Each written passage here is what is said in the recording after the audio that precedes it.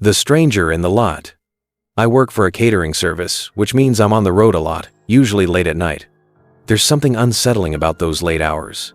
As if the darkness hides things that don't belong in the daylight, shadows that seem to linger too long. Faces glimpsed just beyond the edge of vision, and silent figures standing motionless where no one should be. It's as if the night grants permission for things unseen to step a little closer. The hours are brutal, and the long drives often leave me wired from caffeine or completely exhausted. By the time I get home, it's either impossible to sleep or I pass out instantly. One night, around 2 a.m., I was driving back home after a particularly grueling shift. The roads were empty, the kind of emptiness that makes you feel like the last person on earth. My stomach growled, reminding me I hadn't eaten since lunch. Luckily, there's a 24-hour diner about 10 minutes from my place, an old, slightly rundown spot, but it always hit the spot late at night. As I pulled into the nearly deserted parking lot, I noticed a beat-up dark sedan parked alone in the far corner, its windows tinted almost black.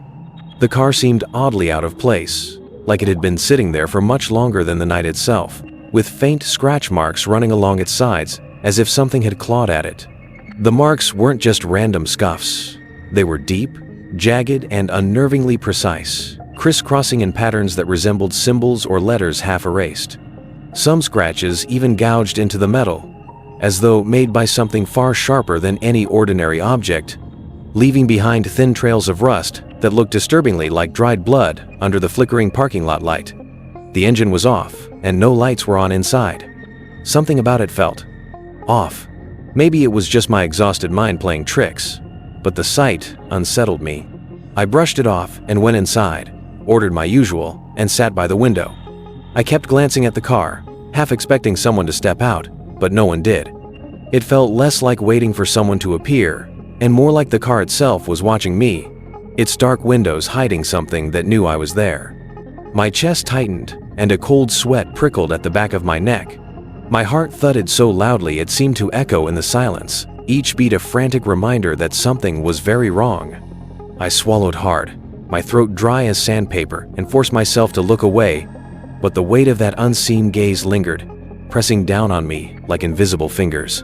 After about 20 minutes, I finished eating, paid my bill, and headed back to my car. As I walked across the lot, I couldn't shake the feeling of being watched.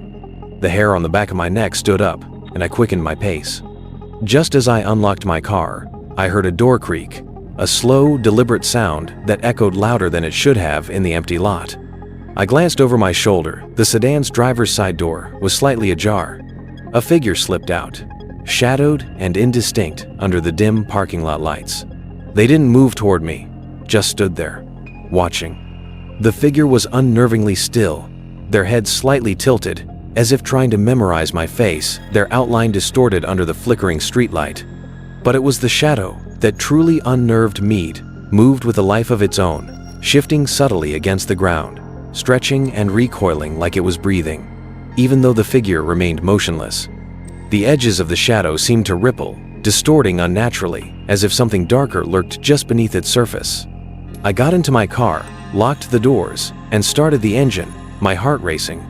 I told myself it was nothing, just some random person, but I couldn't ignore the chill running down my spine. Driving home, I kept checking my rearview mirror. I didn't see the car following me, and I began to relax, convincing myself I was overreacting. But when I pulled into my apartment complex, I saw headlights in the distance, the same sedan, slowly creeping down the street. Panic surged through me.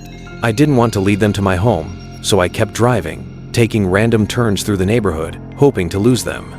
But the car stayed behind, always at the same distance.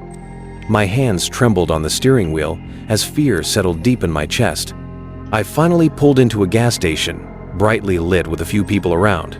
I parked near the entrance, pretending to check my phone while keeping an eye on the sedan. It slowed as it passed, the driver's face obscured by shadows. Then it sped off into the night. I waited another 15 minutes before heading home, taking a different route just to be safe.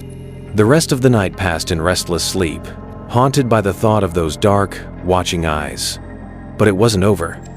The next night, I found a note tucked under my windshield wiper. "Nice car." See you around.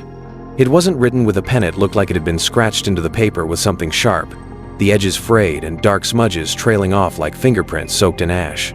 My hands went cold as I held the note, an involuntary shiver running down my spine. The paper felt unnervingly warm, as if it had just been placed there moments before, though no one was in sight. My pulse quickened, the distant hum of passing cars drowned out by the pounding in my ears. I crumpled the note with trembling fingers, my breath shallow, heart racing with a fear I couldn't rationalize. I moved 2 weeks later,